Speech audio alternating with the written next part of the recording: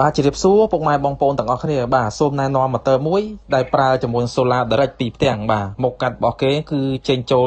75ហើយកម្លាំងរបស់គេគឺមួយសេះបាទហើយម៉ូទ័រនេះក៏អាចបូមពី40ទៅ50គីបក្នុង1ម៉ោងនិយាយពីការរុញវិញម៉ូទ័រនេះអាចរុញចន្លោះចាប់ពី100ទៅ150ម៉ែត្រឯណោះបាទជាមួយនឹងការសំចៃថវិកាខ្ពស់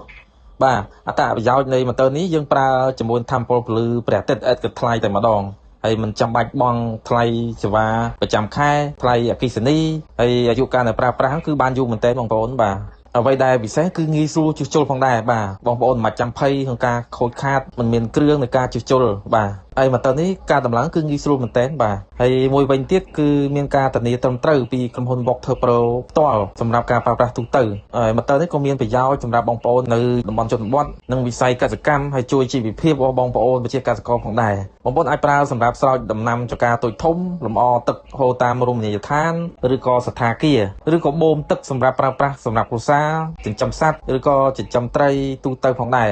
បងប្អូនមានចំណាប់អារម្មណ៍បងប្អូនអាចសាកសួរព័ត៌មានតាម link Telegram ឬ call តាមលេខទូរស័ព្ទបាទសូមអរគុណ